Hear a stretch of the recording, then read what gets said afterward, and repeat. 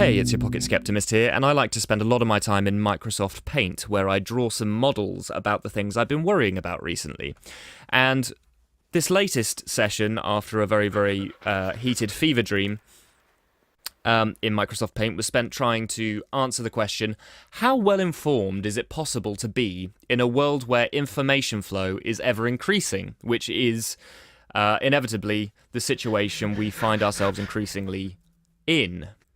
Now, this little Microsoft Paint bell curve aims to roughly illustrate a speculative theory I hold in response to this question, which states, as the volume of global information flow increases, the level of how well informed the general public are or can possibly be begins to diminish. Now, this is a very half-baked and highly speculative theory, and it was massaged into my head by a small phrase that Noam Chomsky used in a recent talk.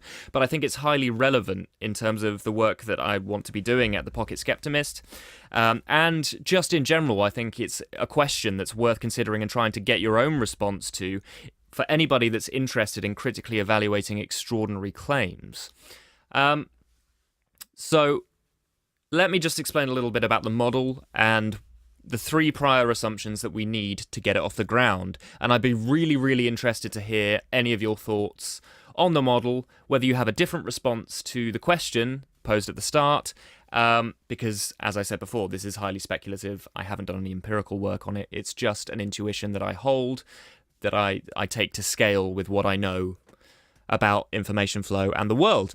So the three assumptions that we need to make to get this model off the ground are that, first, we need to have three variables that describe types of information. And the first I'm going to be calling my A-type variable, which I've named bullshit. The second I'm going to be calling my B-type variable, or neutral. And the third I'm going to be calling my C-type variable, or good information. And their ratio can be expressed thus, A to B to C. So let's take a little look at what each of these means in turn. First, for any given topic, take cosmology as an example. We can think of our best science, our best philosophy, or critical thinking and reasoning on that subject as an example of the very narrow band of good or C-type information, or the information that we have that makes the most accurate predictions, retrodictions, or fits best with or helps explain our most accurate predictive pre-existing theories. C-type cosmological information might postulate that the Earth is roughly spherical, holds an elliptical orbit around our sun, and then employ our best physical models and evidence to demonstrate that. So that's an example of C-type information. Bullshit or A-type information, conversely, might be comprised of theories, lines of reasoning, or any other fuckwittery, which contradicts or is inconsistent with our C-type information. In the case of cosmology, we might think of flat Earth garbage, and I might do a video on that at some point. Leave a comment down below if you want me to. Or young Earth creationism, might do a video on that. Leave a comment below if you want me to. Or, turtles carrying turtles carrying turtles carrying turtles with a universe on its back, etc. as A-type versions of cosmological information. Neutral information, therefore, or B-type information, is information which has neither a positive nor a negative impact on how well informed the general populace are, given the information they consume. So these could be pieces of information we remain agnostic about whilst awaiting a decider to throw our belief state either way, or else it could be just completely superfluous information which makes no difference to the overall shape of the theory.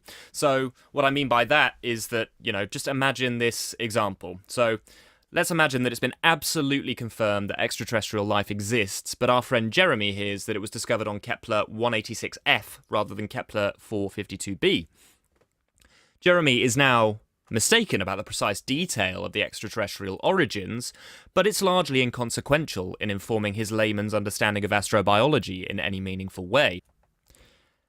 And so his belief that aliens exist and were discovered on a distant planet scales well enough with our best C-type information to allow for the tiny margin of error in his case, and it doesn't do any damage to the shape of his overall layman's theory about extraterrestrial origins. And in that sense, the tiny detail that he's missing is neutral in terms of informing the shape of his theory. So that's what I mean by B-type information.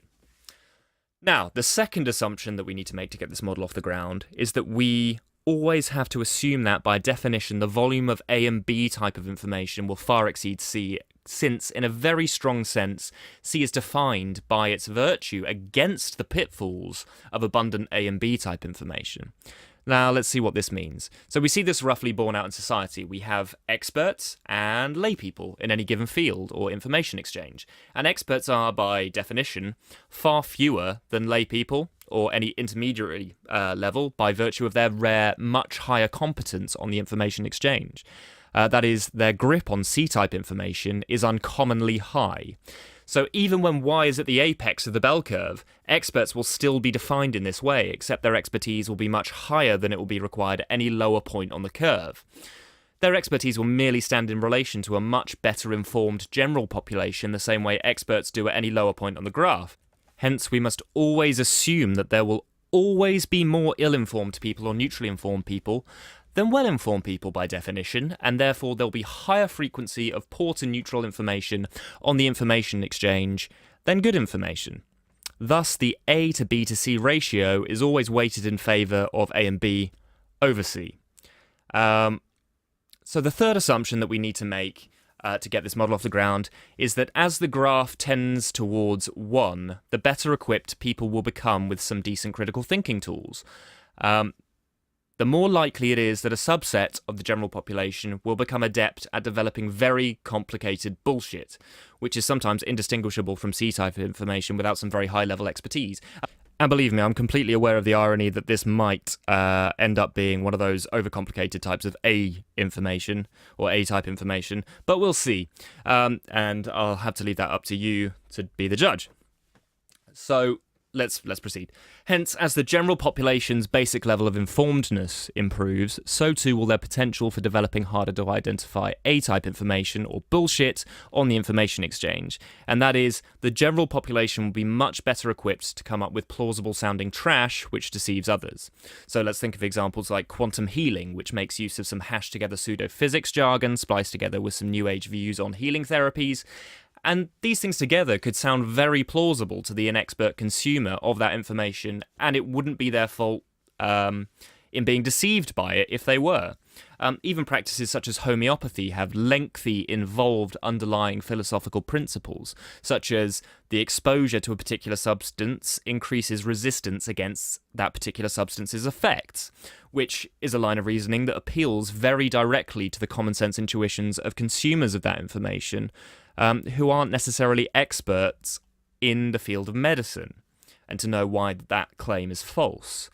Hence, it's quite likely that towards the top end of the bell of this graph, that's when most people are learning good critical thinking skills and are best able to cut through the bullshit. But as more people get better equipped to think over time, the development of the level of bullshit also evolves proportionally, and in time, the complexity and volume of that A-type information will necessarily overturn the C-type information, thus making it harder for the general population to consume C-type information.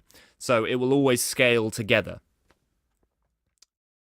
So my tentative conclusions, given these three prior assumptions, I'm going to sort of hold this view with a bit of hedged agnosticism that as the volume of global information flow tends towards 1 over time, the informedness of the general population begins to diminish after a golden threshold, which I've picked out on the graph here, which sees a balance of information volume and general population informedness. So let me know what you think about the model in the comments below. Tell me if you think it's absolute garbage. Tell me if you think it's something that could be worked on or improved.